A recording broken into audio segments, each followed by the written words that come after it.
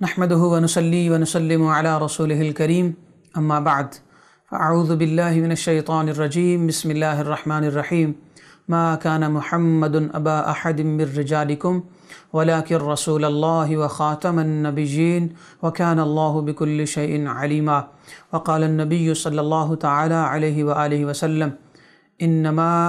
انا خاتم النبيين لا نبي بعدي او كما قال علیہ الصلاۃ والسلام صدق اللہ مولانا العظیم۔ نہایت ہی معزز و مکرم اور محترم سامعین و ناظرین کرام، ہمارا آج کا موضوع ہے عظمت و تحفظ ختم نبوت اور ہماری ذمہ داریاں۔ اللہ تعالیٰ نے، میں نے آپ کے سامنے سورہ احزاب کی آیت نمبر 40 اور ایک حدیث مبارکہ کا جز تلاوت کرنے کا شرف حاصل کیا۔ اللہ رب العالمین نے ارشاد فرمایا، محمد صلی اللہ تعالیٰ علیہ وآلہ وسلم تمہارے مردوں میں سے کسی کے باپ نہیں ہیں، ولیکن رسول اللہ وخاتم النبیین، اور لیکن وہ اللہ کے رسول ہیں اور خاتم النبیین یعنی نبیوں کے ختم کرنے والے ہیں، یا یوں کہہ لیں کہ نبیوں کی ختم نبوت پر مہر ہیں۔ اور اللہ تعالیٰ نے فرمایا وَكَانَ اللَّهُ بِكُلِّ شَيْءٍ عَلِيمًا، اور بے شک اللہ تعالیٰ ہر چیز کا جاننے والا ہے۔ اور ایک حدیث پاک تلاوت کی، آقا علیہ السلام شاہ فرمایا انما انا خاتم النبیین، خاتم مہر کو بھی کہتے ہیں، یعنی کسی پر مہر ثبت کر دینا، اور خاتم تکمیل کرنے والے کو بھی کہتے ہیں۔ تو یہ لفظ خاتم بھی پڑھا جاتا ہے اور خاتم بھی پڑھا جاتا ہے۔ فرمایا میں نبیوں کا ختم کرنے والا ہوں۔ تو ختم کرنے سے مراد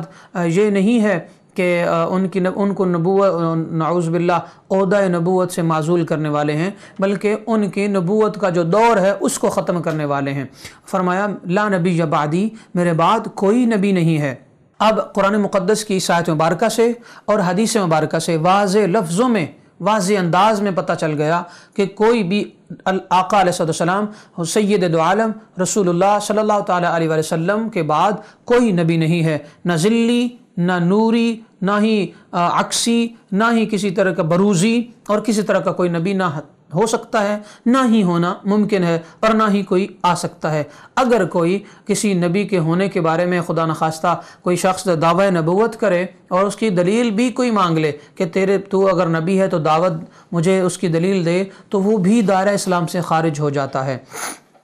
پتہ چلا کہ ختم نبوت کا عقیدہ اسلام کی اساس ہے، ختم نبوت کا عقیدہ اسلام کی بنیاد ہے، اسلام کی بیس ہے، یعنی بیس آف اسلام ہے عقیدہ ختم نبوت۔ اس لیے ہر مسلمان پر یہ فرض ہے کہ وہ عقیدہ ختم نبوت جو ہے اس کا اظہار بھی کرے، اس کا پرچار بھی کرے اور اس کا تحفظ بھی کرے۔ جو خدا نخواستہ عقیدہ ختم نبوت پر پورا اور کامل یقین نہیں رکھتا، اور کسی بھی غیر وہ انسان کے جو خدا نخواستہ دعوی نبوت کرے تو وہ اس کی بات کو مان لے، اس پر ایمان رکھ لے، وہ خود بھی دائرہ اسلام سے خارج ہے۔ جیسا کہ پاکستان یا پوری دنیا میں قادیانی ہیں، اپنے آپ کو احمدی کہلوانے والے لوگ یا قادیانی کہلوانے والے لوگ، وہ سارے کے سارے دائرہ اسلام سے خارج ہیں۔ نہ صرف پاکستان بلکہ پوری دنیا میں، دنیا اسلام میں اس بات کو تسلیم کیا گیا ہے، اور اسلامی ممالک نے باقاعدہ یہ قانون پاس کیا ہے کہ قادیانی دائرہ اسلام سے خارج ہیں اور وہ کافر ہیں اور وہ غیر مسلم ہیں۔ یہ الگ بات ہے کہ قادیانی خود کلمہ پڑھتے ہیں، بظاہر مسلمانوں والا کلمہ پڑھتے ہیں، مسلمانوں والا قرآن پاک پڑھتے ہیں، ہمارا جو قبلہ ہے اس کی طرف رخ کر کے نماز پڑھتے ہیں، اسی طرح ہمارے جو ارکان نماز ہیں انہی کو اپنے فرائض و واجبات کہتے ہیں، یعنی یوں کہہ لیں بظاہر مسلمانوں کا روپ دھارا ہوا ہے، حقیقت میں ان کا روپ کسی اور طرح کا ہے۔ وہ یہ کہ کلمہ ہمارے والا پڑھتے ہیں، مگر ہم لا الہ الا اللہ محمد الرسول اللہ صلی اللہ علیہ وآلہ وسلم پڑھیں تو ہمارا تصور محمد صلی اللہ علیہ وسلم وہ ہیں جو مکین و گنبد خضراء ہیں، ہمارا تصور ادھر جاتا ہے، جبکہ قادیانیوں کا جو تصور ہے وہ مرزا غلام قادیانی کی طرف جاتا ہے، لہٰذا یہ کفر ہوا۔ ہم تو آخری نبی محمد بن عبداللہ صلی اللہ علیہ وآلہ وسلم کو مانتے ہیں، جبکہ وہ نعوذ باللہ آخر نبی اس کو مانتے ہیں، مرزا قادیانی کو، تو نیت میں فرق آنے کی وجہ سے بھی کفر ہو گیا۔ اسی طرح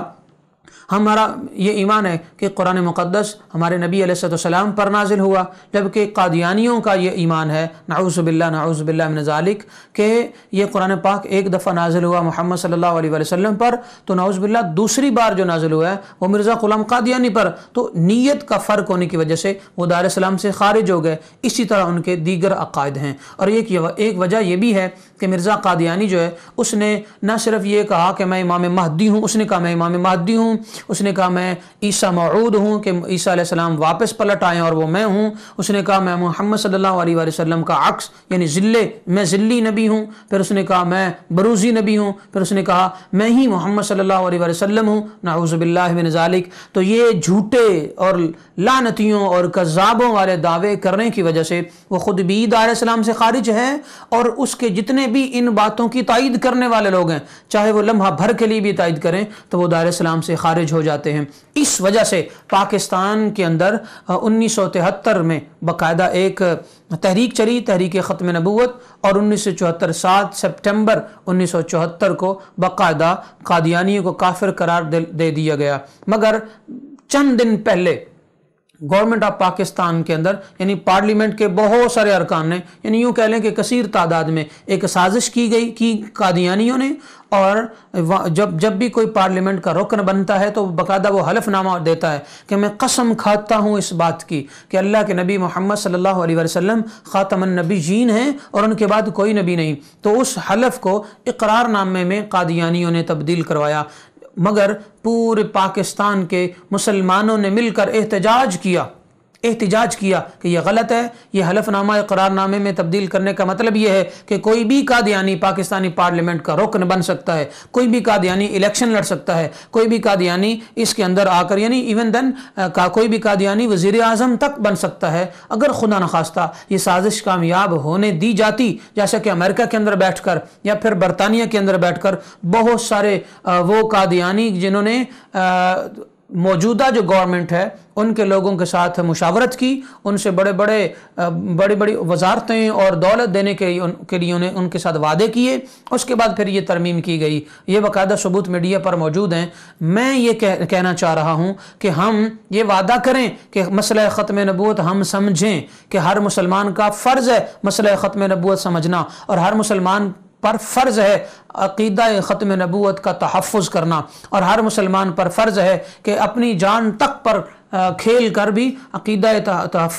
ختم نبوت جو ہے وہ اس کو سلامت رکھنا۔ جتنے بھی قادیانی ہیں ہم ان کی بات نہ کبھی سن سکتے تھے، نہ کبھی سنی ہے، نہ آئندہ کبھی سنیں گے، کیونکہ قادیانی پہلے بھی دار اسلام سے خارج تھے، آج بھی دار اسلام میں خارج ہیں، اور ملک پاکستان کے اندر قادیانی جن مین پوسٹوں پر موجود ہیں، وہ آرمی میں ہوں، وہ دیگر بڑے بڑے اداروں میں ہوں، ہم یہ ان کی مذمت کرتے ہیں، اور ہم موجودہ گورنمنٹ یا آنے والی گورنمنٹ جو ہے ان سے یہ اپیل کریں گے کہ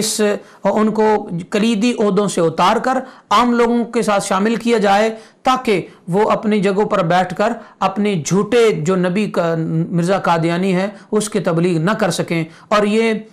پاکستانی معاشرے میں ناسور کی طرح پھیل چکے ہیں جن کو ناکام کرنا ہر صورت ضروری ہے۔ اور اگر خدا نخواستہ کسی نے نہ کیا اور ہم نے یہ فریضہ سر انجام نہ دیا تو آنے والے وقتوں میں پاکستان کا بہت بڑے پیمانے پر یہ نقصان کر سکتے ہیں، اور مسلمانوں کا بھی نقصان کر سکتے ہیں۔ اللہ تعالیٰ میری اس گفتگو کو ہمیں سمجھنے اور عمل کرنے کی توفیق عطا فرمائے۔ وما علینا الا البلاغ۔